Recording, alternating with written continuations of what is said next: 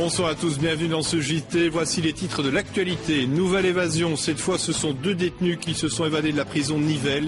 Eh bien nous y serons en direct. Nouvelle interview de Bardo-Wever. Il déclare qu'il faut former un front flamand pour mettre les francophones sous pression. Tout cela au moment où on célèbre, si l'on peut dire, un anniversaire. On votait il y a un an. On va faire le point avec Joan Monté. Une gifle de plus pour Silvio Berlusconi. Lors du référendum d'aujourd'hui, les Italiens ont montré qu'ils contestent de plus en plus la politique de Berlusconi. Analyse en direct de Rome.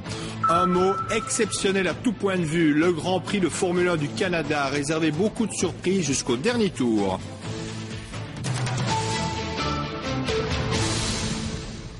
Branle-bas de combat dès ce matin à la prison de Nivelles. 2 détenus se sont évadés. Ils ont pris en otage un agent pénitentiaire. Ils se sont fait ouvrir les portes de la prison et de gros moyens policiers ont été déployés. Reportage Anne Goderniou. C'est l'heure de la relève à la prison de Nivelles. Dans quelques instants, ces gardiens vont apprendre de leurs collègues les circonstances exactes dans lesquelles 2 détenus se sont évadés ce matin. Tout manifestement s'est passé très vite, en quelques secondes à peine. Lors de la visite, 2 détenus ont attaqué les 2 agents pénitentiaires qui étaient de surveillance dans la salle. L'un a été agressé à coups de couteau, l'autre a été pris en otage. Heureusement, l'agent qui a été agressé à coups de couteau n'a pas été blessé physiquement, même s'il est en état de choc. Grâce à leur otage, ils se sont fait ouvrir toutes les portes vers l'extérieur et de là, ils sont partis dans la nature. Voici la photo de ces 2 hommes. Le premier s'appelle David Manella et le deuxième Maximilien Collard.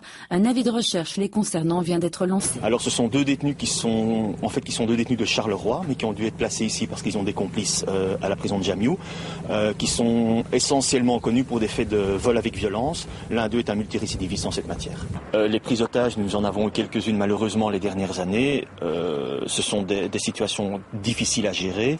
Nous essayons de les éviter, mais malheureusement, il y a des moments où il y a un choix à faire entre ouvrir la grille et protéger la vie du collègue, et le choix est vite fait. Suite à cette double évasion, le service minimum a été instauré à la prison de Nivelles. Les visites notamment ont été suspendues. Et on retrouve sur place en direct à Nivelles Quentin Warlop. Quentin, est-ce qu'on connaît un peu mieux le profil des 2 détenus ? Eh bien, écoutez, François, les 2 hommes étaient déjà connus des services de police. Mais dans ce cas-ci, les 2 hommes avaient été placés sous mandat d'arrêt pour des faits commis avec violence à Charleroi. Alors, d'après les premiers éléments de l'enquête, ces 2 hommes ne se connaissaient pas au moment des faits à Charleroi, mais auraient fait connaissance en prison. Et leur évasion aurait été préparée. Pourquoi ? Eh bien, parce que, en fait, elle s'est effectuée avec un bic fondu sur une lame de rasoir. Et ça a été utilisé comme arme. Ce soir, les 2 hommes sont toujours en cavale. Quentin, 2 agents pénitentiaires agressés sont sous le choc. Oui, le premier agent lui a été menacé, le deuxième a été carrément pris en otage. Les agents, les gardiens à l'entrée de la prison sont évidemment aussi sous le choc. Pourquoi ? Eh bien parce qu'ils ont vu passer leurs collègues avec les 2 prisonniers. Une assistance psychologique a été mise en place et l'agent qui a été pris en otage a pu rentrer chez elle en début d'après-midi. Alors évidemment la tension est encore très vive ici ce soir à la prison de Nivelles et des mouvements de mauvaise humeur ne sont pas à exclure dans les prochains jours. Merci Quentin. On peut parler ces dernières semaines d'évasion en cascade à Lantin, à Andenne et maintenant à Nivelles. Cela donne parfois l'impression que les prisons chez nous sont mal sécurisées. Eh bien, c'est le dossier de ce 19h30. Il est préparé par Michel Toussaint.